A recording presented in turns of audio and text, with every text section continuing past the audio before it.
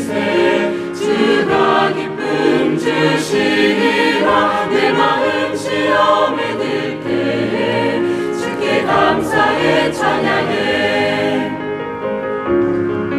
폭풍우 몰려올 때에 세찬 비바람 불 때에도 주님을 기억하라. 온 세상 주가 나시는 주. 오 주님께 감사드리세 주가 기쁨 주시리라. 내 마음 시험에 들 때에 주께 감사해 찬양해. 내 염려 말라 주님 계시니 주께서 너의 모든 일 다 주관하여 주시리. 오 주님께 감사드리세 주가 기쁨 주시리라. 내 마음 시험에 들 때에 주께 감사해 찬양해.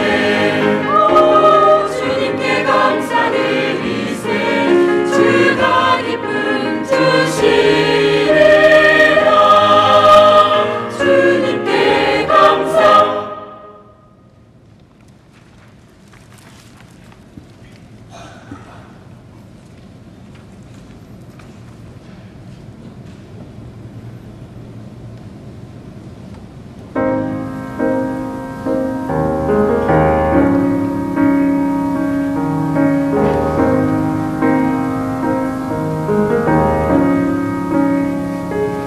어둠 속에 매이던 내 영혼 갈 길 몰라 방황할 때에 주의 십자가 영광의 그 빛이 나를 향해 비추어 주셨네.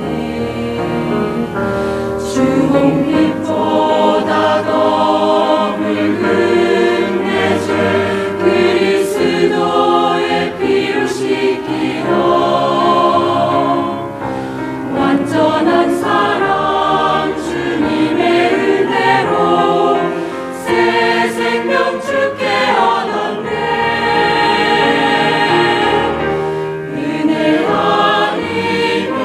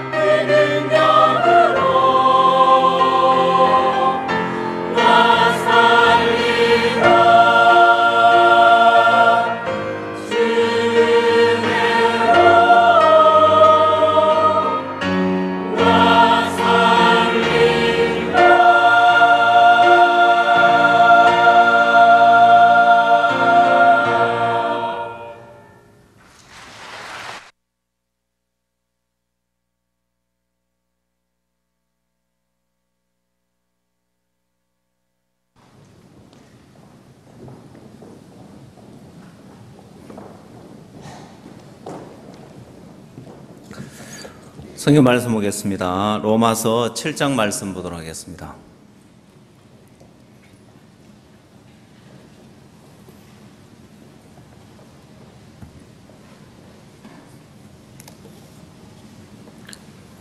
로마서 7장 14절 말씀부터 제가 읽도록 하겠습니다.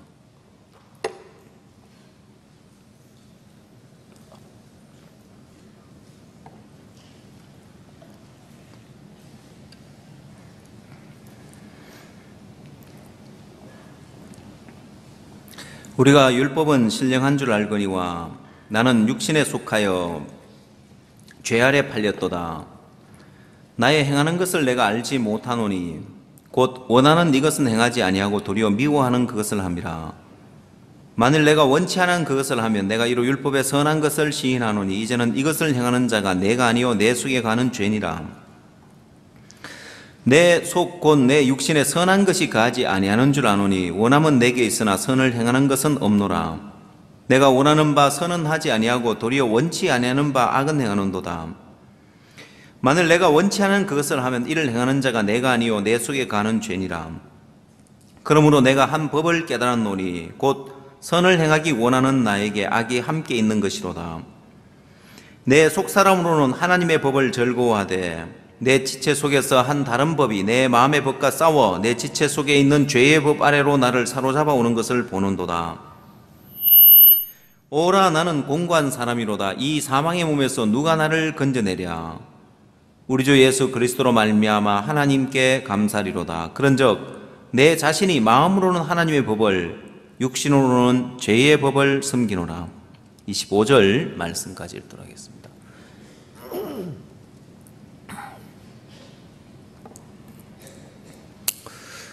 사람들이 살아가면서 무엇을 보고 이렇게 살아가느냐, 주변 환경이 어떠하냐 따라서 굉장히 중요한 영향을 미친다는 예를 들어서 이제 맹모 삼천지교라는 말이 있습니다. 맹자의 어머니가 아들의 교육을 위해서 3번 이사를 했다는 이제 의미인데, 제일 첫 번째 이사를 가서 제일 첫 번째 간 곳이 어디냐면은 이 공동 묘지가 있는 무덤 있는 데 가서 아이를 키웠더니만 아들이 이제 배우는 것이 늘 이제 곡하고 에이고 하고 이제 곡하는 거 배우고 지팡이 짝대기 짚고 장례식 드리는 거 흉내 내고 사니까 거기서 이제 옮겨가지고 시장통으로 이제 이사를 갔다고 합니다. 사람들이 이제 많이 있는 곳에 가서 거기서 이제 뭘 배우라고 이제 시장통으로 갔더니만 시장에서는 늘 장사하는 그걸 보고 들으니까 이제 그걸 배우더라는 거예요. 그래서 이제 3번째는 서당 옆으로 이제 이사를 가니까 늘 글 읽는 소리가 들리니까 이제 글 공부를 하고 그걸 따라 하더라는 거죠. 사람들은 그냥 단순하게 이렇게 자녀 교육을 위해서 좋은 환경을 찾아서 3번 이사를 갔구나라고 이렇게 생각을 하는데, 여러분 같으면 어떻게 하겠습니까? 여러분 같으면 자녀 교육을 위해서 뭐 3번 그렇게 가볼 게 뭐 있어요? 한 번만에 학군이 좋은 곳으로 아니면은 환경이 좋은 곳으로 가지, 그걸 3번씩이나 공동묘지로 갔다가 시장으로 갔다가 다시 이제 이렇게 또 서당으로 가고 이렇게 할 필요가 있겠냐는 거예요. 여러분 그렇죠? 그 맹자의 어머니가 멍청해가지고 그렇게 3번 이사해가 드디어 이제 어디로 가면 좋은지를 깨달은 게 아니에요. 이분은 굉장히 지혜로운 분인데, 그래서 그렇게 3번 이사를 할 때는 이유가 있었습니다. 첫 번째, 왜 공동묘지 있는 데로 이사를 갔냐면은 거기서 가르쳐주고 싶은 게 뭐냐면은 아들에게 제일 먼저 죽음을 가르쳐주고 싶었습니다. 공동묘지에 가서 수많은 사람들이 죽어서 장례를 치르는 걸 봅니다. 부자도 죽어서 장례를 치르고 가난한 사람도 권세자도 나이 많은 할아버지 할머니도 때론 어린아이도 이제 죽어서 장례를 치르는데, 그걸 보면서 가르치고 싶은 게 뭐냐면은 죽음을 깨우쳐 주고 싶었습니다. 봐라, 인생이라는 것은 저렇게 누구나 한번 죽어야 한다. 부자도 죽고 가난한 사람도 죽고 권세자도 저렇게 떵떵거리고 권세를 부렸던 거지만은 죽어서 저렇게 작은 한 평 땅에 그냥 묻힐 수밖에 없는 게 인생이다. 자, 아들에게 제일 먼저 깨우쳐 주고 싶은 것이 죽음을 깨우쳐 주고 싶었다고 합니다. 이제 죽음을 깨우쳐 주고 나서 그 다음 이사를 간 곳이 시장통으로 이사를 갔다고 합니다. 죽음을 깨달은 맹자가 그 시장에서 치열한 경쟁 속에서 사람들이 좀 더 돈을 벌기 위해서, 자기 물건 팔기 위해서 아둥바둥 살아가는 모습들, 또 돈 몇 푼 때문에 싸우는 그들 모습을 보면서 너무너무 어리석게 보이는 거예요. 야, 저렇게 아둥바둥 살다가도 죽으면 저 모든 거 다 버려두고 그 수많은 사람들이 공동묘지에 와서 묻히는 것처럼 저 사람도 얼마 있지 않으면 공동묘지에 와서 묻혀야 할 그런 인생인데 너무너무 어리석게 보이는 거예요. 근데 이 어린 맹자가 가서 아저씨 뭘 그걸 가지고 그렇게 싸우세요? 뭘 그걸 그렇게 아둥바둥 악착같이 그 내 것 챙기려고 그렇게 하세요? 이러다가도 죽으면 그냥 저 한 평 땅에 묻힐 아무것도 아닌 인생인데요. 그래 이야기하면 어른들이 들어줄까요? 아무도 안 들어주겠죠. 그래서 맹자가 이제 깨달은 게, 저 어리석은 중생들을 깨우쳐 주려면 내가 학문을 배워야 되겠다. 그래서 이제 학문을 배워야 되겠다는 필요성을 이제 마음에 느끼는 거예요. 그걸 느꼈을 때 서당 옆으로 이사를 가니까 공부하라고 안 해도 자기가 알아서 공부를 하는 거예요. 이게 이제 이 맹모 삼천지교에 담겨 있는 속뜻인데, 이 맹자의 어머니가 굉장히 지혜로웠기 때문에 어느 날, 자, 그렇게 이제 학문을 공부해서 어느 날 이제 어느 경지에 이렇게 도달을 했습니다. 이제 남들보다 더 뛰어난 그런 이제 위치에 도달을 했죠. 근데 어머니가 딱 보니까 이 맹자가 이제 남들보다 좀 앞서 있기 때문에 학문을 이제 공부하는 데 좀 게을러지는 걸 좀 봤어요. 어느 날 아들이 집에 왔는데 이 맹자의 어머니가 배를 짜고 있었습니다. 배틀에다가 배를 쭉 짜다가 아들이 오니까 그 중간을 싹 뚝 잘라버렸습니다. 여러분, 배를 짜다가 가운데를 잘라버리면 다시 이어서 짤 수 있습니까? 더 이상 배를 짤 수가 없어요. 아들이 깜짝 놀래가지고, 아니 저만큼 짜기 위해서 저 얼마나 공을 들였는데 그 중간을 싹둑 잘라버리니까 깜짝 놀래서 쳐다보니까, 아들아,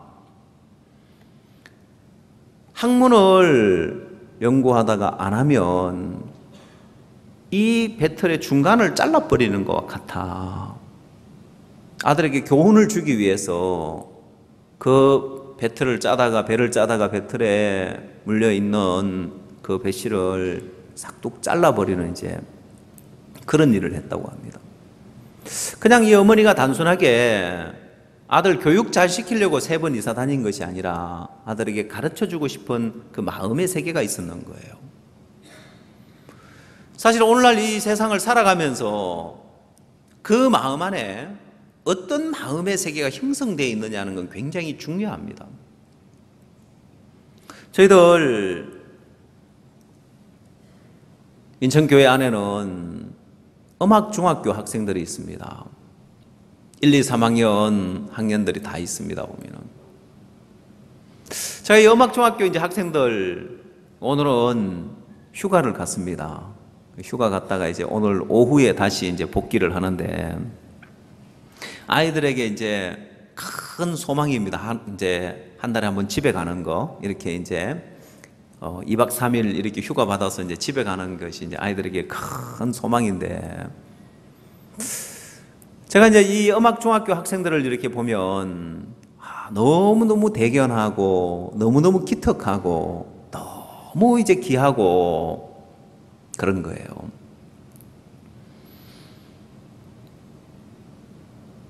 음악중학교 학생들이 와서 이제 지내는 모습들을 보면은 지난 3월 달에 필리핀에서 마인드 교육 연수를 받으려고 필리핀 일선 이제 교사들, 교장, 교육감 130명 되는 분들이 교육을 받으러 왔습니다. 우리 음악학교 학생들이 그분들을 위해서 연주를 하고 노래를 불러주는 그 무대를 만들었었는데 제가 이제 그 학생들 공연하는 모습을 보면서 깜짝 놀라는 거예요. 야, 우리 학생들의 실력이 저렇게 향상됐나. 제가 정말 우리 음악중학교 학생들 맞는 거야 싶을 정도로 또 중학생이니까 한참 클 나이죠, 그죠? 그 아이들이 1학년 들어와서는 정말 이제 초등학교하고 똑같잖아요, 보면은. 그리고 불쑥불쑥 자라서 3학년이 되면은 우리 음악 중학생 맞아? 고등학생인가 싶을 정도로 키만 자라는 것이 아니라 이들의 마음의 세계에서 마음의 세계가 자라면서 이들의 실력도 굉장히 자라는 거예요.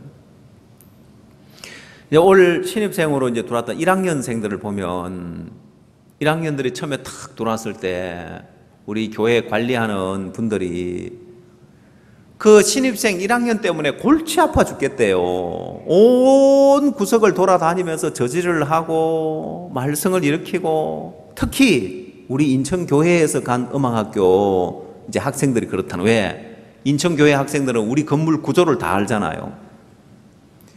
온 사방팔방을 다 돌아다니고 막 창문을 뛰어넘어 가지고 돌아다니고 막 골치 아파 죽겠대요.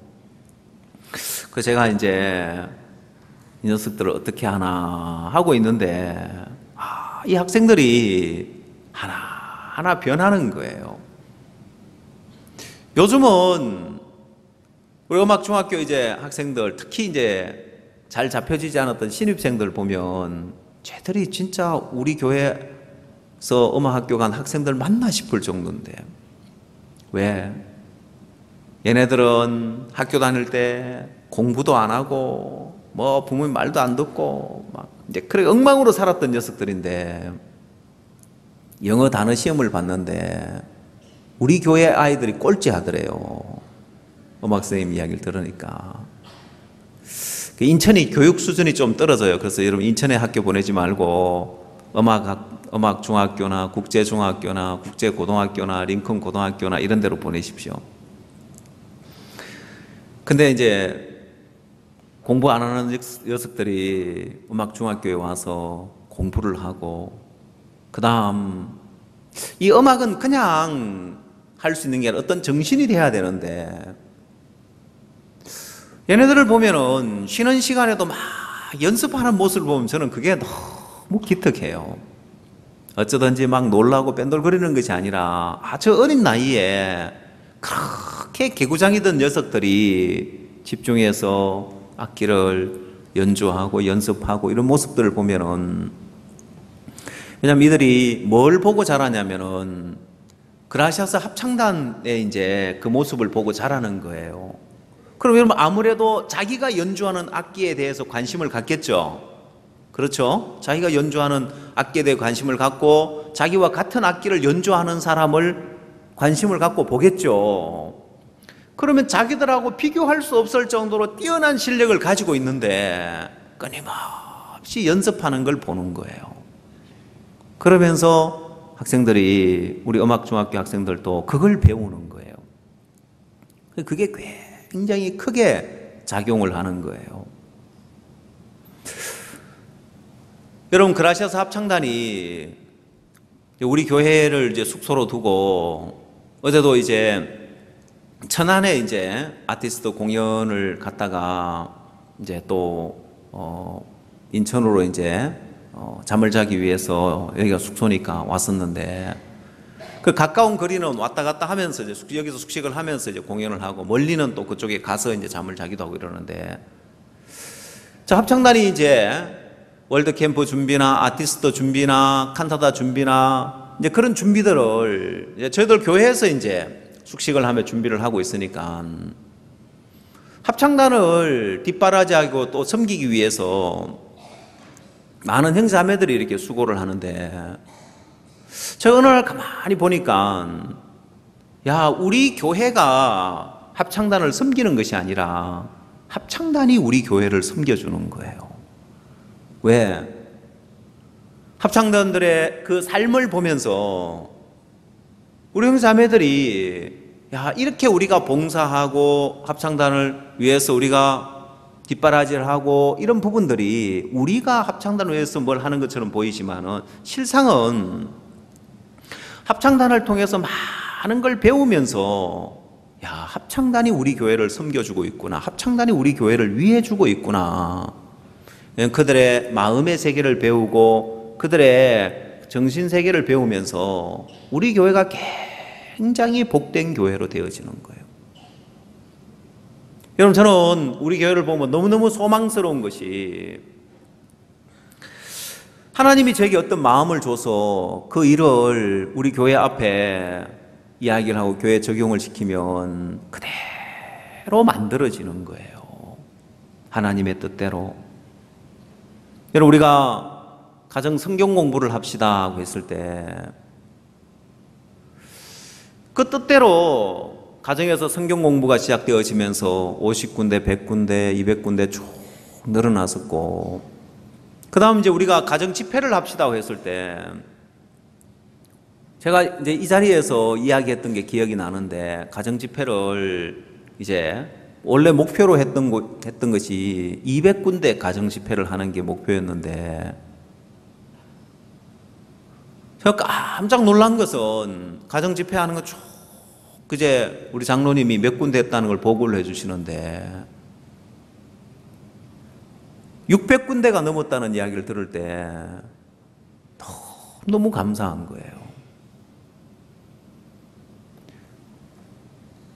야, 하나님의 뜻을 나타냈을 때 우리 여행자매들이 온 마음으로 마음을 같이 해서 따르면서 그 일들이 쭉 진행되어지고 오늘 우리 장자매 이렇게 간증을 했습니다만은 저는 집회 장소가 이제 우리가 집회, 대전도 집회 끝나고 후속 집회 끝나고 이제 그 다음 이제 지난 주간에 우리가 가정에서 후속 성경 세미나를 합시다 해가지고 그래서 이제 장윤희 자매 이름이 이제 집회 장소에가 적혀 있길래 아, 이 집에서 집회를 하는갑다. 그래서 사회는 누가 보고 어떤 사람이 오는고 했었는데 가보니까 청년들 집회인 거예요.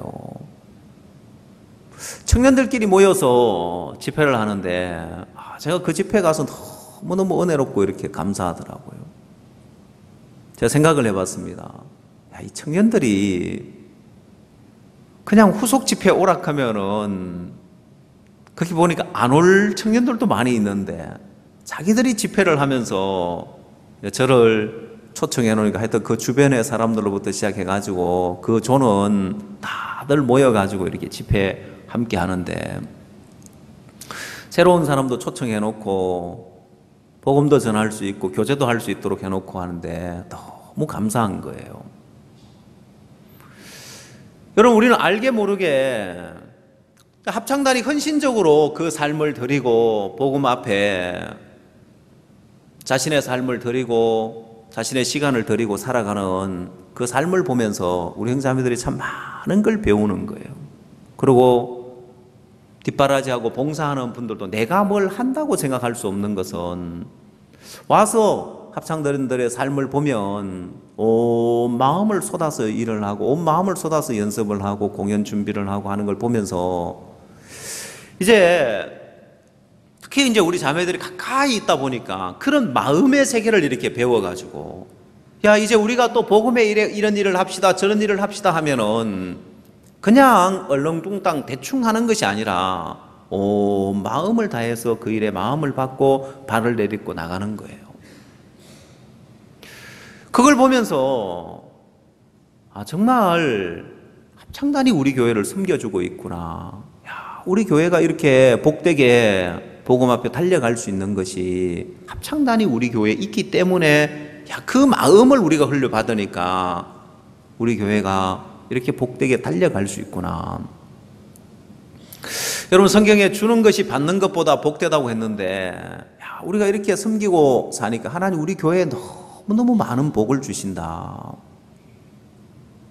여러분, 음악학교 학생들이 그 마음의 세계를 배우니까 개구장이 학생들이 그냥 마냥 말썽이로 살아가는 것이 아니라 그들도 합창단의 단원들이 하는 모습을 보면서 흉내라도 내고 따라라도 하고 배우는 것처럼, 또한 우리 형제자매들도 하는 일은 다르지만은 그 마음의 세계를 배우니까 우리 교회가 뭘 하든지 간에 복음 앞에 힘있게 달려갈 수 있고 귀한 삶을 살아갈 수 있는 거예요. 여러분, 우리가 신앙이라는 것은 법으로 정해놓고 이렇게 하십시오, 저렇게 하십시오, 법을 정해놓고 법에 의해서 되어지는 게 아닙니다. 성경은 이야기하기를 이제 우리가 영의 새로운 것으로 섬길 것이요 의문의 묵은 것으로 아니할지니라 하고 했습니다. 대부분 사람들이 복음을 들으면 예수님이 죄를 다 사했으면 이제 과거, 현재, 미래 모든 죄를 다 사고 죄가 없으면 그럼 죄 짓고 막 살아도 된다는 이야기입니까? 대부분의 사람들이 갖는 의문이 그런 의문을 갖습니다. 왜? 이제 율법에서 벗어나서 모든 죄가 사해졌고 율법에서 자유케 되어졌기 때문에 이제 그 다음 단계의 삶은 모르는 거예요.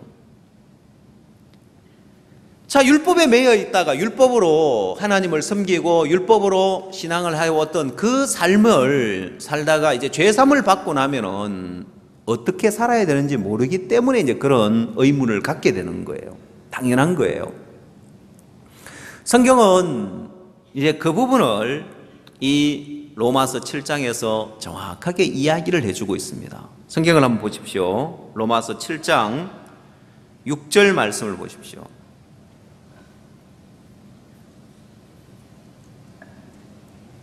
로마서 7장 6절입니다. 이제는 우리가 얽매였던 것에 대하여 죽었으므로 율법에서 벗어났으니, 자, 우리가 율법에서 이제 얽매여 있다가 이 얽매였던 것에 대해서 이제 우리가 벗어났다. 율법에서 벗어났다는 거예요. 자, 율법에서 벗어났으니까 이제는 마음대로 살아도 된다고 그렇게 나와 있습니까? 율법에서 벗어났으니 이러므로 우리가 영의 새로운 것으로 섬길 것이요 의문의 묵은 것으로 아니할지니라 했습니다. 자, 이제 율법 말고 영의 새로운 것이 있습니다. 의문의 묵은 것, 이 의문의 묵은 것이라는 것은 문서화된 법, 율법을 의미하죠. 옛날 그 율법의 계명 말고 이렇게 해라 저렇게 해라, 이건 하고 저건 하고, 이건 하지 말고 저건 하지 말고, 이제 그런 계명에 의한, 율법에 의한, 법에 의한 것 말고 영의 새로운 세계가 있다는 것입니다. 제가 우리 음악중학교 예를 들었는데, 여러분, 일반 학교하고 차이가 뭡니까? 일반 학교에도 학교 규정 다 있고 법 있고 다 있어요. 보면은 이렇게 해라 저렇게 해라, 이렇게 하지 마라 저렇게 하지 마라. 근데 법이 있지만은 왜 그들이 잡혀지지 아니하고 왜 많은 문제들이 일어나느냐? 오히려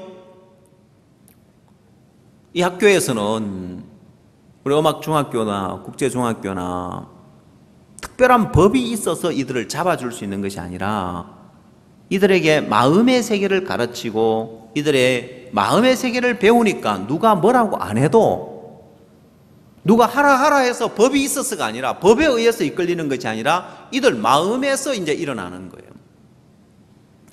그런 의미에서 이 맹모 요 삼천지교의 이야기는 굉장히 뜻깊은 이야기라고 할 수 있습니다. 그렇게 유명한 맹자가 나올 수 있었던 것은 이 어머니가 아들에게 공부하라고 해서 아들이 공부를 한 게 아니라 이제 죽음을 깨우치고 시장통에 가서 정말 거기서 먹고 살기 위해서 아비규환이 되어 있는 어리석은 삶을 보고 헛된 삶을 보면서 저들을 깨우치기 위해서는 내가 공부를 해야 되겠구나. 자기 마음에서 일어난 거예요. 자, 여러분, 신앙은 영의 새로운 것으로 이제 섬길 것이라 했는데 이건 어떤 법에 이끌려서가 아니라 이제 영의 새로운 것은 성령이 우리 속에 와서 그 성령이 우리에게 전에 없던 마음을 일으켜 주는 거예요. 여러분, 이 마음의 세계에 있는 이 힘은 어떤 법보다도 더 강한 힘을 가지고 있습니다. 예를 들면은요, 저는 학교 다닐 때, 물론 제가 이제 고등학교 3학년 때 여러분처럼 이 기본소식 선교회를 만나서 복음을 듣고 이제 구원을 받았습니다. 고등학교 3학년 말에 이제 구원을 받았는데, 저는 이제 고등학교 3학년 때 이제 구원을 받고 이제 지금까지 이제 술, 담배를 이렇게 안 해봤습니다. 보통 뭐 남자 고등학교에 뭐 호기심에서라도 고등학생 때 이미 뭐 술, 담배 할 수 있고 우리 때도 뭐 술, 담배 하는 학생들도 많이 있었습니다만은 근데 저는 내 마음에서 어떤 그런 이제 호기심이 일어나지만은 내 마음 안에서 술, 담배를 하지 말아야 되겠다는 그 정한 마음이 하나 있었습니다. 왜냐면은 저희 아버지는 이제 북한에서 이제 이북에서 피난 오신 분인데 6.25 이제 전쟁에 이제 참전하셔서 이제 한쪽 눈을 이제 실명당하셨습니다. 그래서 이제 국가 유공자가 이렇게 되셨는데, 그러나 이제 고향 땅은 밟아보지 못하고 남한에서 홀로 이제 혈혈단신으로 남한에서 이제 계셨는데, 저희 아버지는 이제 혼자기 때문에 혼자 이제 자수성가하신 분이신데, 이 건면성실의 교과서라고 할 수 있습니다. 저는 이제 도덕 교과서를 볼 필요가 없었습니다. 아버지를 보면 건면성실의 이제 교과서라고 할 수 있습니다. 저는 이제 아버지를 참 존경했습니다. 제가 이제 아버지를 존경하다 보니까 저희 아버지는 저에게 특별히 뭐 이렇게 해라 저렇게 해라고 많은 걸 이야기하지 않는 분이셨습니다. 그러나 내가 아버지를 존경하니까 아버지의 마음에서 아버지가 뭘 기뻐하고 아버지가 뭘 원하고 원치 않는지 이게 이제 보여지는 거예요. 여러분, 저희 아버지도 이제 술, 담배를 안 하셨습니다, 보면은. 뭐, 교회를 다닌다고 술, 담배를 안 한 것이 아니라 그냥 건면성실하니까 이제 그런데 이제 돈을 흡입 안 하신 거죠, 보면은. 물론 지금은 이제 구원을 받으셔서 술, 담배를 안 하시지만은. 저는 이제 제가 학교를 다닐 때, 아버지가 싫어하는 것은 내가 하지 말아야 되겠다. 아버지가 좋아하는 것은 아버지가 원하는 건 하고 아버지가 싫어하는 건 내가 하지 말아야 되겠다. 이건 어떤 법이 아니라 내 마음에 누가 하라 하지 마라가 아니라 내가 아버지를 존경하니까 내 마음에서 일어나는 어떤 그 힘이 있는 거예요. 그게 나로 하여금 술, 담배를 하지 않게 만들어준 어떤 그 힘이 있는 거예요. 여러분, 학교에 담배 피우면 안 된다는 법이 있고 술을 먹어서는 안 된다는 법이 있죠. 그 법이 학생들을 붙들어 줍니까? 그 법이 붙들어 줘요? 그럼 그 법이 없어서 학생들이 술, 담배를 합니까? 아니죠. 그 법이 있죠. 자, 그런 법이 분명히 명시되어 있고 문서화되어 있지만 그게 학생들을 붙들어 주지는 못한다는 거예요. 법이 있지만은 가면 갈수록 담배를 피우는 학생들 퍼센테이지는 더 높아지고 이렇게 있습니다. 근데 그 힘보다 더 강한 힘이 이 마음에 작용하는 힘이란 말입니다. 하나님 우리에게 율법 말고 하나님의 어떤 그 법으로 죄의 삭선 사망인데 율법에 간음하지 말라고 되어 있지만은 요한복음 8장에 보면 간음하다가 현장에 잡혀서 돌에 맞아 죽게 생긴 여자가 나옵니다. 여러분, 도둑질하지 말라고 되어 있지만은 예수님 십자가에 못 박히실 때 한편 양편에 강도가 나오지요. 이들은 그냥 단순 도둑질이 아니라 단순 절도가 아니라 강도짓을 하면서까지 분명히 그렇게 잡히면 사형을 받을 건데도 죄의 사건 사망이고 분명한 법이 있지만은 그들은 죄를 짓더라는 거예요. 다시 말해서 법이 이끌어 줄 수 있고 법이 지켜줄 수 있는 그게 한계가 있다는 거예요. 그보다 훨씬 더 강한 힘이 있는데 그건 영의 새로운 것으로 섬기는 이 삶입니다. 하나님 우리 이걸 주고 싶은 거예요. 그래서 여러분, 구원을 받고 나면 하나님이 우리에게 이 법을, 하나님의 이제 율법은 이제 돌판에 기록되어져 있는 법이지만은 이제 하나님은 하나님 법을 우리 마음에 기록하기를 원하는 거예요. 그래서 그걸 성경 히브리서 성경에 이렇게 나와 있습니다.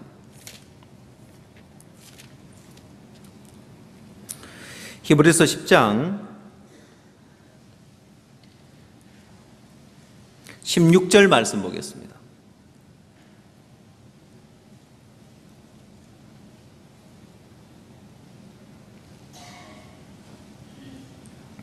주께서 가라사대 그날 후로는 저희와 세울 언약이 이것이라 하시고 내 법을 저희 마음에 두고 저희 생각에 기록하리라 하신 후에 또 저희 죄와 저희 불법을 내가 다시 기억지 아니하리라 하셨으니 이것을 사하셨은즉 다시 죄를 위하여 제사 드릴 것이 없느니라. 자, 그날 후로는 내가 저희와 세울 언약이 이것이라 하시면서 내 법을 저희 마음에 두고 저희 생각에 기록하리라 했습니다. 하나님은 이제 율법 돌판에 기록되어지는 그 법 말고 우리 마음판에 기록해 놓고자 하는 새로운 법이 있는 거예요.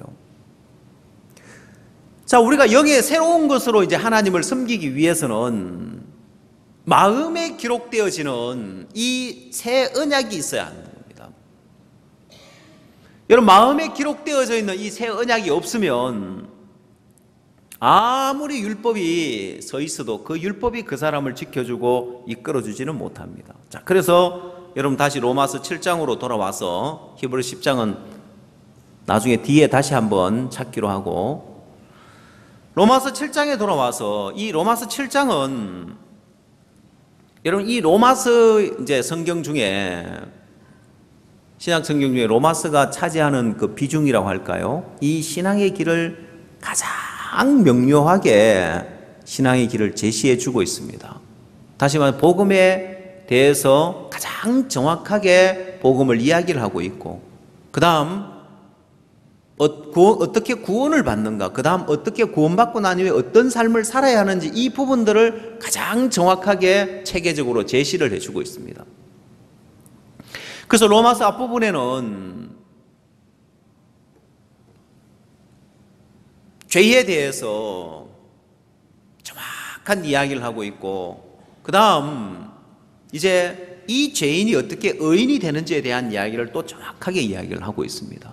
자, 그럼 로마서 7장, 8장 이 부분은 이제 구원을 받는 부분과 구원을 받고 난 이후에 삶에 대한 걸 설명하기 위해서는 이 영의 새로운 것으로 하나님을 섬기는 이 삶을 소개해 주고 싶은데 그러기 위해서는 이 삶을, 이 길을 가기 위해서는 반드시 깨달아야 할 부분이 바로 이제 이 로마서 7장입니다. 자, 로마서 7장 앞부분에서는 영의 새로운 것으로 하나님을 섬기는 것을 제시를 하면서 왜 7장 후반부에 와서는 죄에 관한 이야기를 다시금 이야기를 하고 있느냐는 거예요. 자, 로마서 7장 이 후반부에서는 나의 행하는 것을 내가 알지 못하노니 곧 원하는 이것은 행하지 아니하고 도리어 미워하는 그것을 함이라면서 내가 원하는 선은 행치 아니하고 원치 않는 악을 행하는데 왜 이러냐? 그래서 이것을 행하는 것은 내가 아니라 내 속에 거하는 죄라는 것을 이야기를 하고 있습니다. 그래서 이 7장 후반부를 요약하면 내가 원하는 선은 행치 않고 원치 않는 악을 행하는데 이것은 내가 아니고 내 속에 거하는 죄라고 이야기를 하고 있습니다. 여러분, 사도 바울이 로마서 7장에서 이 부분을 정확하고 명확하게 지금 깨우쳐 주고 있는데, 이것은 사람이 범죄를 할 때, 죄를 지을 때 이것을 행하는 건 내가 아니고 내 속에 거하는 죄라는 사실을 이야기하는 것은, 이건 콜럼부스가 신대륙을 발견한 것보다 더 위대한 발견이라고 할 수 있습니다. 대부분 사람들은 다 내가 죄를 짓는다고 생각을 하고 있습니다.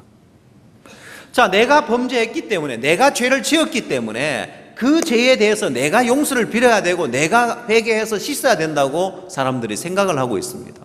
로마서 7장을 정확하게 이해하지 못한 데서 나온 것입니다. 그러나 사도 바울은 이 로마서 7장에서 두 번이나 이것을 행하는 것은 내가 아니요 내 속에 거하는 죄라는 사실을 밝히고 있는데, 로마서 7장 19절을 한번 찾아보십시오.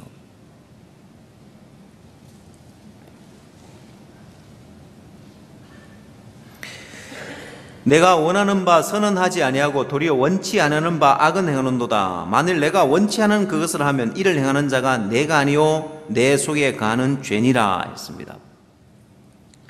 사도 바울은 이것을 행하는 건 내가 아니고 내 속에 거하는 죄라는 사실을 발견하고 이걸 이야기하는, 사람들은 전부 다 내가 죄를 지었다고 이야기를 합니다. 내가 잘못을 했다, 내가 죄를 지었다고 이야기하는데, 사도 바울은 이것을 행하는 건 내가 아니라는 이야기를 하고 있습니다. 오늘 잘못된 신학이 사람들의 마음에 적용되어져 있는데, 그게 뭐냐, 원죄 자범죄 신학입니다. 성경에는 원죄 자범죄 이야기가 안 나옵니다. 신학에서 이제 만들어낸 이야기인데 성경과 전혀 다른 방향의 이야기를 하고 있습니다. 자범죄라는 것은 스스로 자자를 씁니다. 스스로 자자를 써서 스스로 범하는 죄를 자범죄라고 이야기를 합니다. 근데 사도 바울은 로마서 7장에서 이건 스스로 범하는 죄가 아니다, 자범죄가 아니다, 그걸 로마서 7장에서 밝히고 있는 거예요. 자, 그러면 오늘날 많은 교단에서 이 원죄 자범죄 신학적인 이론을 적용시켜서 신앙을 가르치고 있습니다. 아마 여러분 가운데서도 원죄 자범죄 이야기를 들어본 적이 있을 겁니다. 그건 로마서 7장을 정확하게 이해하지 못한 데서 나온 이론입니다. 만약에 로마서 7장을 정확하게 이해를 했더라면 절대로 자범죄라고 이야기를 할 수가 없습니다. 왜? 사도 바울은 여기서 자범죄가 아니라고 밝히고 있습니다. 이건 스스로 범하는 죄가 아니란 말입니다. 이것을 행하는 건 내가 아니고 내 속에 거하는 죄라는 이야기를 하고 있습니다. 다시 말하자면 어린아이가 유괴를 당하면 이 아이는 스스로 어디를 가는 것이 아니라 유괴범이 끄는 대로 끌려갈 수밖에 없습니다. 자기가 원하는 곳으로 갈 수 있는 것이 아니라 이 유괴범이 이 아이를 사로잡아서 이 아이를 끌고 가면 그 아이는 끌려갈 수밖에 없는 거예요. 사도 바울은 그걸 이야기합니다. 내가 죄에 사로잡혀서 죄가 나를 끌고 가니까 나는 죄가 끄는 대로 끌려다닐 수밖에 없더라는 이야기를 하는 겁니다. 자, 그래서 사도 바울은 이것을 행하는 것은 내가 아니요 내 속에 있는 죄라는 사실을 20절에서 분명히 밝히면서 진짜 중요한 건 그 다음 이야기를 풀어가고 싶은 거예요. 그 다음 이야기가 뭐냐, 그러므로 내가 한 법을 깨달아 노니 선을 행하기 원하는 나에게 악이 함께 있는 것이로다. 내 속사람으로는 하나님의 법을 즐거워하되 내 지체 속에서 한 다른 법이 내 마음의 법과 싸워 내 지체 속에 있는 죄의 법 아래로 나를 사로잡아 오는 것을 보는도다. 오라, 나는 공고한 사람이로다. 이 사망의 몸에서 누가 나를 건져내랴 했습니다. 자, 이 로마서 7장만 여러분이 잘 이해를 하면 여러분이 복음에 대해서 뿐만 아니라 이제 영의 새로운 것으로 하나님을 섬기는 이 신앙의 길에 대해서 이제 올바른 첫 발을 내딛어 놓을 수 있습니다. 여러분이 신앙의 첫 발을 잘못 내딛어 놓으면은 여러분이 이 의문에 묵은 것에 의해서, 법에 의해서 굉장히 피곤한 신앙의 길을 가야 됩니다. 그래서 신앙이 힘들고 어렵다, 피곤하다고 하는 이유가 뭔지 압니까? 신앙이 어렵고 힘들다, 피곤하다는 사람 전부 다 신앙을 처음부터 정확하게 제대로 배우지를 못해서 그런 거예요.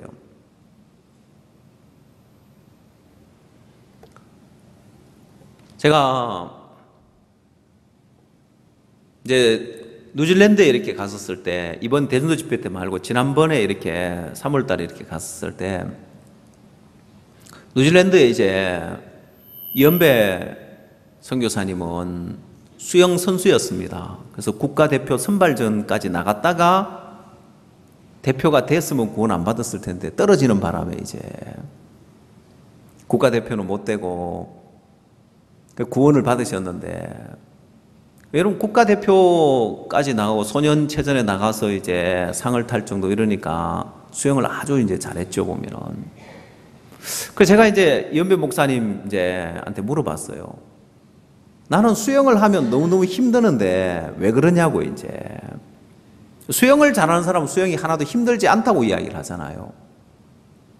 그래서 제가 언제 이연배 목사님한테 수영을 한번 배워야 되겠다 하는 생각이 들었는데, 마침 이제 그 뉴질랜드는 그런 것들이 잘 돼 있는 거예요. 바로 동네마다 이런 이제 수영장이 있어가지고 집에서 바로 걸어가면 풀장이 있더라고요. 그러니까 거기 가재요. 왜냐면은 거기 가면은 이제 이 우리나라의 이제 목욕탕하고는 좀 다르지만은 거기 가면은 이제 수영장하고 같이 이래가 있어가지고 수영장도 있고, 그 다음에 이제 뜨거운 목욕탕도 있고 사우나도 있고 있대요. 다 공짜래요.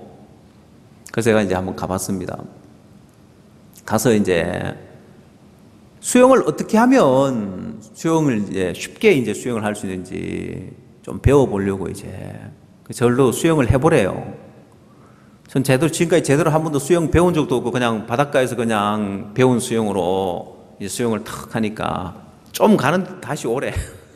엉터리다 이 말이죠, 보면은. 그러면서 절대로 수영의 가장 기본이 발차기라면서 발차기부터 배우래요.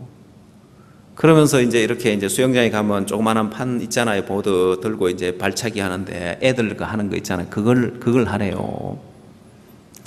제가 거기 가서 야, 외국인들이 보면 얼마나 우습겠냐. 어디서 동양인 두 사람이 와서 한 명은 이제 연배 목사님 뚱뚱하잖아요, 보면은. 한 명은 곰처럼 뚱뚱한 사람하고 또 이제 또 다른 한 명 둘이서 이제 발차기하고 이제 있는 거 보면 얼마나 우습겠어요, 보면은. 제가 이제 그때 이제 터득한 게 하나 있어요.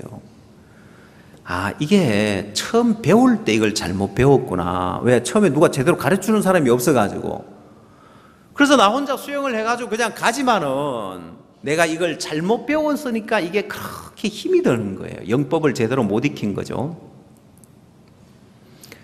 첫 발을 잘못 내디딘 거예요. 근데 여러분, 신앙은 첫 발을 잘못 내디디면은 수영을 잘못 배운 거하고 비교 안 될 만큼 힘듭니다. 그래서 신앙을 하면서 마음을 닫는 사람은 신앙을 제대로 못 배워서 그런 거예요. 이 영의 새로운 것으로 섬기는 법을 못 배워가지고 하는 이야기가 전부 다 법으로 들리는 거예요. 이 법으로 들리니까 힘들고 피곤하게 여겨지지만은, 오늘 우리 장윤희 자매가 간증을 했습니다만은, 대전도 집회하는 게 막 기쁨이 되어지고, 가정에서 후속도 세미나를 하세요 하니까 기대가 되어져서, 우리 집에서 해야 되겠다. 여러분, 이건 법으로 그렇게 만들 수 없어요. 영의 새로운 것이 오니까 소망이 되고 기쁨이 되고 즐거움이 되는 거예요.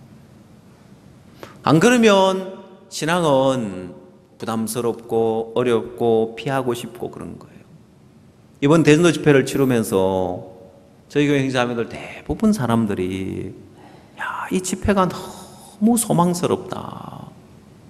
너무 감사하다. 야, 집회한다고 막 힘들어 죽겠네. 힘들다, 어렵다, 피곤하다. 그건 율법에 매여 있어 그런 거예요. 법에 매여 있어서 그런 거예요. 의문에 묵은 것으로 섬기려고 하기 때문에 힘들고 피곤한데 이 영의 새로운 것이 오면은 자유로워집니다. 전혀 힘들지 않아요. 자, 그래서 첫 번째가 영의 새로운 것으로 섬기는 삶을 배우려면 첫 번째가 이제는 이것을 행하는 건 내가 아니고 내 속에 가는 죄다. 그러면 내가 원하는 바 선은 행치 않고 원치 않는 악을 행하는데 그럼 내가 원하는 대로 하려고 한 데가 되냐? 안 된단 말입니다. 내가 원한다고 해가지고 내 마음에서 노력하고 애를 쓴다고 해야 되느냐? 안 된단 말입니다. 안 되는 걸 내가 하려고 용을 쓰니까 힘들고 피곤하고 어렵죠. 첫 번째, 내가 원한다고 해가지고 내가 원한다고 해서 원하는 쪽으로 내가 가려고 하는데 갈 수 있느냐? 안 된단 말이에요. 그래서 대부분 처음 구원을 받고 내가 신앙을 하고 또 주님을 섬기고 복음을 마음이 일어나서 그 마음 가지고 신앙을 하려고 발을 내딛었는데 이제 하면 할수록 점점 힘들어지는 거예요. 성경은 죄를 짓는 것만이 아니라 내가 원하는 선을 행하려고 해도 안 되게 돼 있고 원치 않는 악을 행하는 쪽으로 자꾸 가게 돼 있다. 만약 오늘 여러분 가운데 야, 내가 신앙을 하려고 했는데 나도 신앙을 하려고 해봤는데 지금은 이제 내가 신앙하고 싶은 마음이 없다. 이제 당연한 결과입니다. 의문에 묵은 것으로 하나님을 섬기려고 했기 때문에 안 된다는 결론에 도달해야 됩니다. 안 되게 돼 있단 말입니다. 자, 그래서 첫 번째 이제 그걸 발견하고 두 번째 20절에 그러므로 내가 한 법을 깨달았노니 곧 선을 행하기 원하는 나에게 악이 함께 있는 것이로다. 내 속사람으로는 하나님의 법을 즐거워하되 23절 말씀을 자세히 한번 보십시오. 로마서 7장 23절 내 지체 속에서 한 다른 법이 내 마음의 법과 싸워 내 지체 속에 있는 죄의 법 아래로 나를 사로잡아 오는 것을 보는도다. 여러분, 사도 바울은 이 로마서 7장 23절을 정확하게 깨달았습니다. 여러분이 영의 새로운 것으로 하나님을 섬기려면은 이 로마서 7장 23절의 말씀이 여러분 마음에 정확하게 깨달아져야 영의 새로운 것으로 하나님을 섬기는 길을 갈 수가 있습니다. 자, 여러분, 이게 말로 설명하면 굉장히 어렵습니다. 말로 설명하면 내 지체 속에 있는 한 다른 법이 내 마음의 법과 싸워 내 지체 속에 있는 죄의 법 아래로 나를 사로잡아 오는 것을 보는도다. 이걸 도표로 그리면 굉장히 쉬워집니다. 자, 내 지체 속에 뭐가 있다고 했습니까? 내 지체 속에 뭐가 있다고요? 한 다른 법이 있습니다. 내 지체 속에 한 다른 법이. 그 다음 내 마음의 법과 싸운다고 했죠. 이런 싸움이 있습니다. 지체 속에 한 다른 법이 내 마음의 법과 싸우는데 이 지체 속에 여러분이 가지고 있는 이 몸이 있습니다. 지체. 이 몸이 있는데 이 몸에 작용하는 역사되는 게 뭐냐? 5절 말씀을 찾아보십시오. 로마서 7장 5절.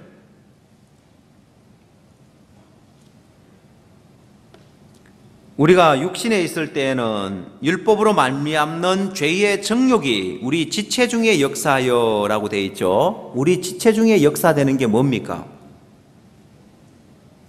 무엇이 역사된다고요?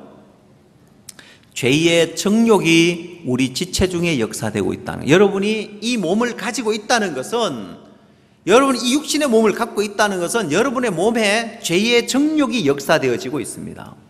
다시 말해서 여러분 육체를 갖고 있기 때문에 여러분 육체에서 끊임없이 죄의 정욕이 일어난다는 거예요. 그러면 이 육신은 젊고 건강할수록 강한 죄의 정욕이 역사되어지고, 그러면 뭐 이제 나이 들고 병 들면 죄의 정욕이 없어지느냐? 아니요, 약해질 뿐입니다. 그래서 여러분이 육체를 가지고 있다는 것은 여기 있는 모든 사람들의 그 속에 죄의 정욕이 역사되어지고 있습니다. 자, 이것이 내 지체 속의 한 다른 법입니다.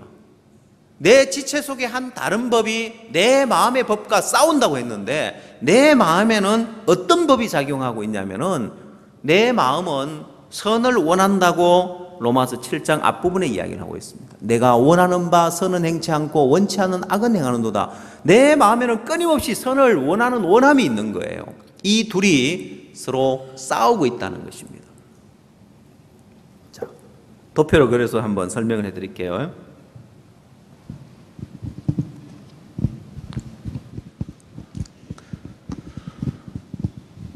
카메라가 잡으면 여러분 이제 화면에 보일 겁니다.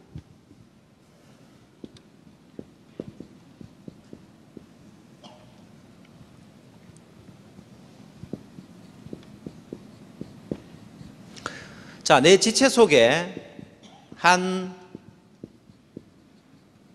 다른 법이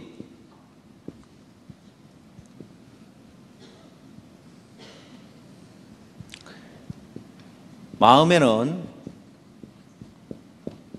마음의 법이 있는데, 이 마음의 법과 싸움을 한다 했습니다.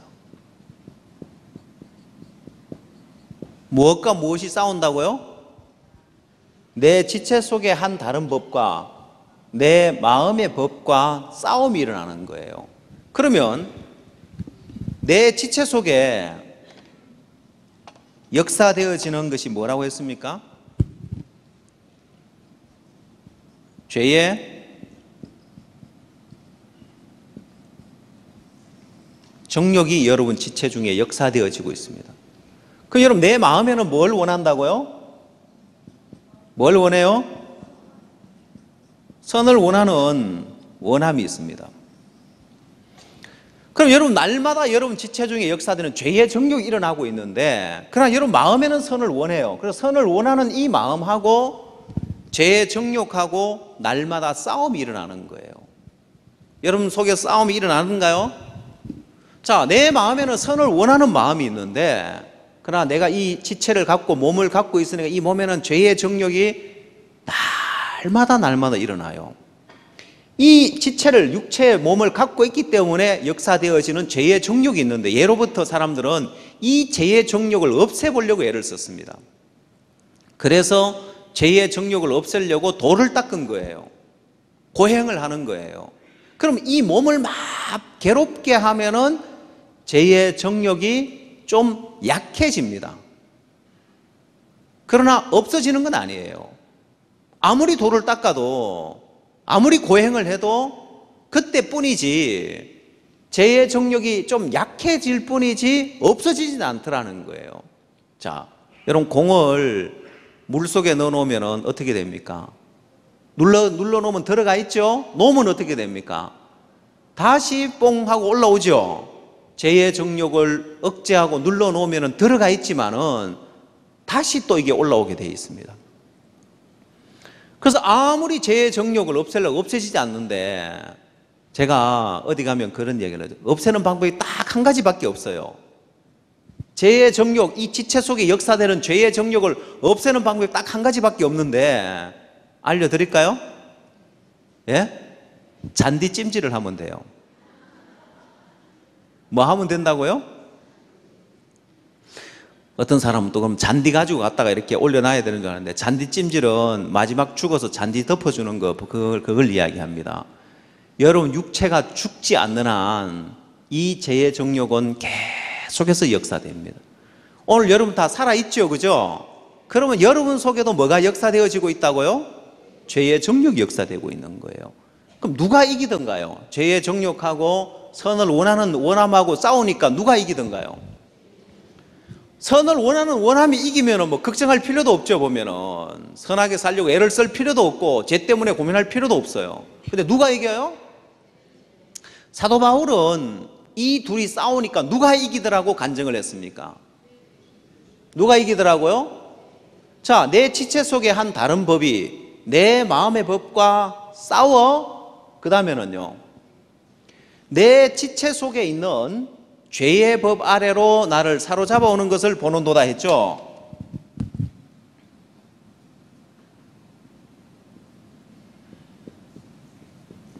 자, 내 지체 속에 있는 죄의 법 아래로 사로잡아 오는 걸 보는도다. 사로잡혔다는 이야기입니다. 그럼 여러분, 이제 싸움에서, 전쟁에서 사로잡혔다는 이야기는 이겼다는 이야기입니까? 졌다는 이야기입니까? 싸움에서 졌다는 이야기죠. 그럼 누가 이겼다는 거예요? 죄의 종력이 이기니까 사로잡혀가지고 죄의 법 아래 끌려가는 거예요. 자, 그러면 사람들은 삶을 살아가면서 날마다 이 싸움이 일어납니다. 날마다 죄의 정력이 역사되어지고 내 마음의 선을 원하는 마음하고 싸우니까 늘 이렇게 죄의 법 아래로 사로잡혀 가더라는 거예요. 죄의 법 아래 사로잡혀 가니까 죄인이 되고, 죄의 법 아래 사로잡혀 가니까 날마다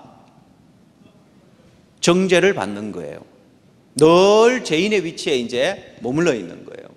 그러면 이 싸움에서 이기려고 하면, 죄의 정욕과 싸워서 이기려고 하니까 내 마음에 있는 법, 이 선을 원하는 원함 가지고는 못 이기는 거예요. 안 되는 거예요.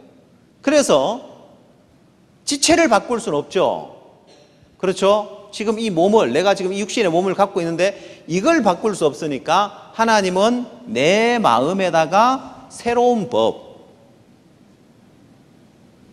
이제 마음의 법을 바꾸는 일을 하는 거예요. 무슨 일을 하신다고요? 마음의 법을 바꾸는 일을 하는 거예요. 그래서 이 선을 원하는 마음하고 싸우니까 늘 이렇게 사로잡혀 가니까 마음의 법을 바꾸어서 선을 원하는 마음 갖고는 안 된단 말입니다. 우리나라가 6.25 전쟁이 일어났을 때 북한이 소련제 탱크를 밀고 내려왔는데 그 탱크를 부술 만한 무기가 없었습니다. 소총을 들고 가고 수류탄을 들고 가고 대포탄을 들고 가고 탱크를 멈출 수가 없는 거예요. 자, 그래서 그걸로는 안 되니까 탱크를 잡을 수 있는 미국으로부터 이제 무반동 총을 가져와서 탱크를 잡는 무기를 가져옵니다.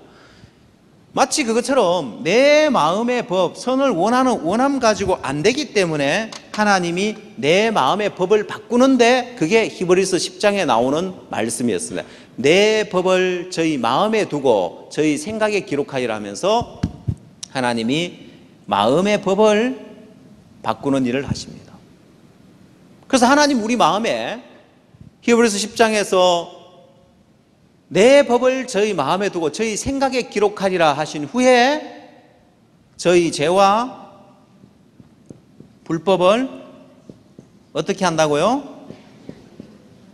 자, 기억지 아니하리라는 이 새 언약, 이제 우리 마음에 새 언약을 줍니다.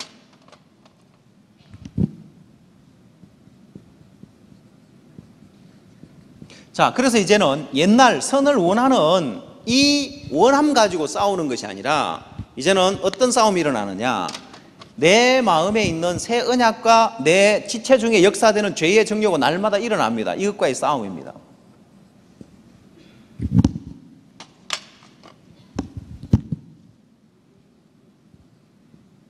자, 어떤 싸움이라고요? 첫 번째 싸움은 선을 원하는 마음과의 싸움이었기 때문에 이건 백전백패였습니다. 싸움은 싸움, 늘 죄의 정욕이 이겨서 죄의 법 아래로 끌려갔단 말입니다. 근데 이제는 두 번째 싸움입니다. 이 두 번째 싸움은 이제 내 마음에 선하게 살아야지 선을 원하는 원함과의 싸움이 아니라 죄의 정욕이 날마다 일어나지만 이 새 언약도 우리 속에, 이 새 언약을 우리 마음에 받아들이면 이 새 언약이 내게 영원히 존재하는 거예요. 그래서 날마다 죄의 정욕이 일어나지만은 이 새 언약은 또한 뭐라고 이야기하고 있습니까? 날마다 죄와 불법을 기억지 않겠다는 거예요. 자, 그래서 죄의 법 아래로 사로잡혀 가는 것이 아니라 이제는 생명의 성령의 법 아래, 죄와 사망의 법이 아닌 생명의 성령의 법 아래서 내가 이 약속 안에서 의인이라고 할 수 있고 정죄함이 없다는 거예요. 여기서는 날마다 정죄함이 있는 거예요. 그래서 늘 주여 이 죄인이 아무 공로 없는 이 죄인이 하고 늘 죄인이라고 이야기하는 사람 마음에는 새 언약이 없어서 그렇습니다. 마음판에 새 언약이 기록되지 않았기 때문에 지 아무리 선을 원하는 마음 가지고 선하게 살려고 해도 늘 죄인일 수밖에 없더라는 거예요. 그러나 내 마음에 새 언약이 오면은 내가 선하게 살려고 노력을 안 해도 죄의 정욕은 여전히 역사되고 있지만은 이제는 죄의 법 아래 끌려가는 것이 아니라 생명의 성령의 법 아래서 내가 의인이라고 할 수 있고 결코 정죄함이 없다고 할 수 있는 거예요. 자, 사도 바울이 로마서 7장에서 이걸 설명을 하고 나서 8장에 넘어가서는 이 이야기를 합니다. 결코 정죄함이 없다는 이야기를 하는 거예요. 자, 성경을 봅시다.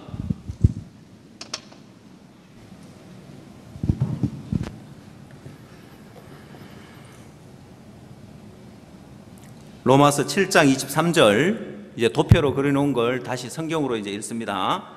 내 지체 속에서 한 다른 법이 내 마음의 법과 싸워 내 지체 속에 있는 죄의 법 아래로 나를 사로잡아 오는 것을 보는도다.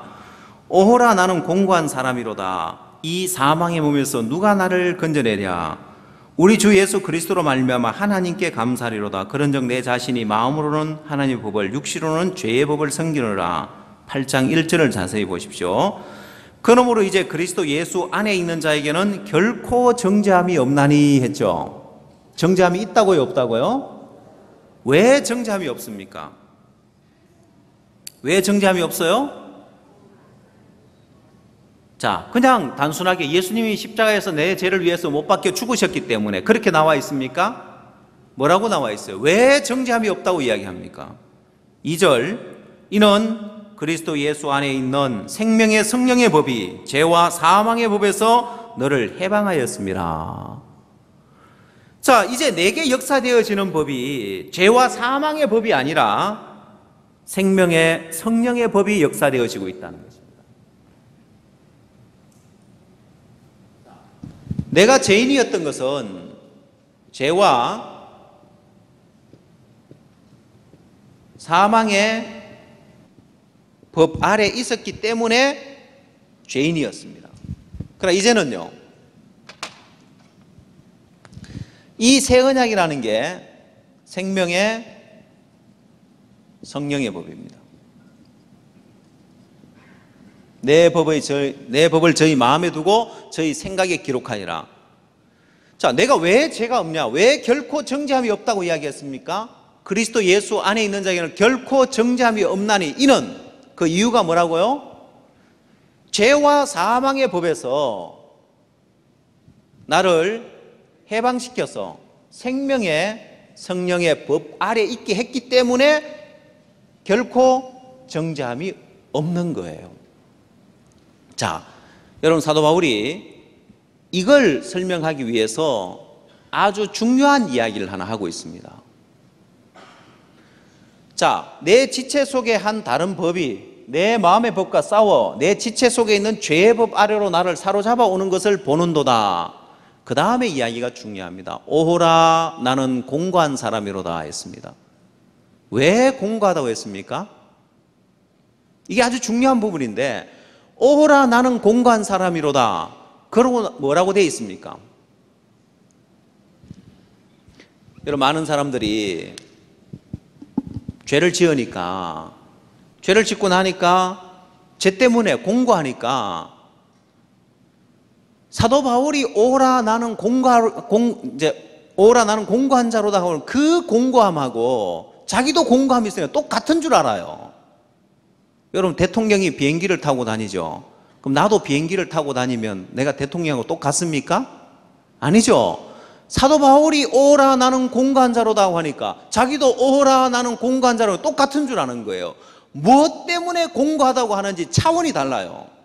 사람들은 선을 행하기를 원하는데 죄를 지으니까 공고하다고 하는데 사도 바울은 그것 때문에 공고하다고 한 게 아니에요. 성경을 한번 보십시오. 오라 나는 공고한 사람이로다. 왜 공고하다고 했습니까? 성경을 보십시오. 왜 공고하다고 이야기했죠? 24절에 오라 나는 공고한 사람이로다. 왜 공고하다고요?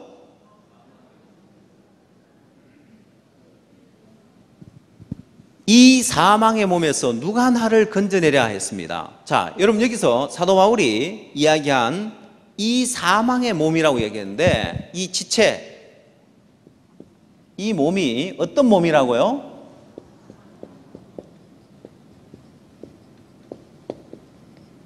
사망의 몸이라고 이야기를 했습니다. 아주 중요한 부분인데요.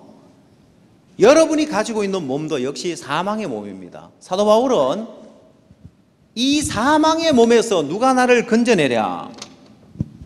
내가 가지고 있는 이 몸은 사망의 몸입니다.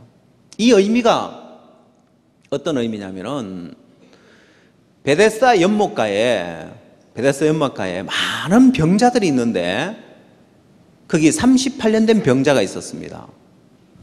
천사가 가끔 내려와서 물을 동하게 하는데 물이 동할 때에 제일 먼저 들어가는 자는 어떤 병에 걸렸든지 낫는다고 이야기를 했습니다. 그게 38년 된 병자가 있었는데 38년 된 병자는 그 베데스다 연못에 대해서 사망의 몸입니다. 물이 동해도 들어갈 수 없어요. 자, 물이 동할 때 노력하면 됩니까? 열심히 하면 됩니까? 물이 동한다 할지라도 38년 된 병자는 그 물에 들어갈 수가 없습니다. 사망의 몸입니다. 자, 사도 바울은 내 아무리 노력한다 할지라도 이 몸을 가지고는 안 된다는 걸 깨달은 거예요. 여러분이 지금 가지고 있는 이 몸을 가지고는 여러분이 아무리 노력을 하고 율법을 따라서 계명을 따라서 아무리 열심히 하려고 애를 써도 안 된다는 거예요. 그래서 하나님은 이 지체를 바꾸려고 하고 이걸 도와주려고 한 것이 아니라 이건 안 되기 때문에 사망의 몸이기 때문에 내 마음의 법을 바꾸는 일을 하시는 거예요. 여러분 복음은 예수님 십자가의 죽음이 내 죄를 다 씻었다 단순하게 이걸 이야기하는 것이 아니라 그 사람 마음의 법이 바뀌어져야 되는 거예요. 내가 어느 법 아래에 있느냐. 여러분 우리가 로마서 8장에서는 그리스도 예수 안에 있는 자는 결코 정죄함이 없는 이는 생명의 성령의 법이 죄와 사망의 법에서 너를 해방했다고 되어 있습니다. 여러분 우리는 지금 일본의 지배를 받고 있지 않습니다. 일본 식민지하에 있지 않습니다. 왜? 법이 바뀌었습니다. 일본의 법에 우리가 지배를 받다가 해방이 됐다는 것, 더 이상 일본법에 지배를 받지 않습니다. 그것처럼 내가 이제 더 이상 죄와 사망의 법에 지배를 받는 것이 아니라 생명의 성령의 법 아래 있기 때문에 내가 자유할 수 있는 거예요. 이게 해방된 사람의 마음의 세계입니다. 그냥 예수님의 십자가의 죽음이 내 죄를 다 씻었다는 사실을 알고 있으면서 아직도 죄와 사망의 법 아래에 있으면 소용없어요. 여기 매여서 늘 정죄함을 받으며 살 수밖에 없는 거예요. 그래서 마음에 정죄함이 있는 사람은 아직 그 마음에 생명의 성령의 법이 오지 않았기 때문에 그런 거예요. 여전히 죄와 사망의 법 아래에 있기 때문에 정죄함을 받을 수밖에 없더라는 거예요. 그러나 이제는 생명의 성령의 법이 여러분 마음에 작용하고 있으면 이제는 그리스도 예수 안에 있는 자에게는 결코 정죄함이 없나니 하는 말씀처럼 여러분의 삶 속에서도 정확하게 이 로마서 7장을 거쳐서 8장에 도달이 되게 되어 있습니다. 자, 이렇게 이제 8장에 도달이 되어 있는 사람은 이게 생명의 성령의 법이 내 마음에 오니까 내가 자유케 되구나. 내가 이 죄에서 자유케 되어지는 것처럼 그렇게 죄를 안 지으려고 애써도 안 되던 것이 생명의 성령의 법이 오니까 늘 정죄함이 있었는데 내가 정죄함이 없고 자유케 되어지는 것처럼 내 삶 속에서도 내가 매여 있는 부분, 내가 애를 쓰고 노력을 하려고 해도 안 되었던 부분, 왜 원하는 선은 행치 않고 원치 않는 악을 행하는지, 이게 사망의 몸이라서 원래 안 되는 거였구나. 사도 바울도 안 된다고 하는 걸 내가 저 부분에 이 지체의 죄의 정력이 없어서 이걸 억제해 보려고 이걸 안 해보려고 애를 썼던 이 헛된 삶 말고 내 마음에 생명의 성령의 법이 와서 나를 자유케 하는 이 단계에 와야 영의 새로운 것으로 하나님을 섬기는 법을 배울 수 있습니다. 자, 다음에는 그럼 생명의 성령의 법으로 주를 섬기고 구체적으로 또 어떤 건지 오늘 저녁에는 음악회가 있습니다. 인천예술문화회관에서 저희들이 거기서 이제 음악회 그쪽으로 가게 되는데, 제가 다음 주에는 그럼 구체적으로 생명의 성령의 법이 우리를 자유케 해서 영의 새로운 것으로 하나님을 섬기는 삶이 어떤 것인지, 그래서 반드시 여러분이 이렇게 이제 자유케 되어지고 난 다음에 로마서 7장에서 8장으로 넘어와서 그리스도 예수 안에 있는 결코 정죄함이 없는데, 우리가 일본으로부터 정확하게 해방이 됐으면은 일본 지배하에 있다가 해방됐다가 지배하에 있다 해방 왔다 갔다 안 하죠. 의인 됐다가 죄인 됐다가 왔다 갔다 하는 것은 아직 마음에 해방이 안 됐기 때문에 그렇습니다. 그러나 이제 여러분 마음에 정확하게 내가 죄에서 벗어나서 자유케 되어지고 결코 정죄함이 없는 로마서 8장 1절이 여러분 마음 안에 이루어지면 생명의 성령의 법이 여러분 마음에 와서 죄와 사망에서 해방되었을 때 이제 그 이후에 여러분이 영의 새로운 것으로 하나님을 섬기는 삶을 배울 수 있습니다. 그래서 다음 주에는 구체적으로 영의 새로운 것으로 하나님을 섬기는 삶이 어떤 것인지를 또 여러분에게 말씀으로 전해드리도록 하겠습니다. 오늘 여기서 마치도록 하겠습니다. 기도하겠습니다.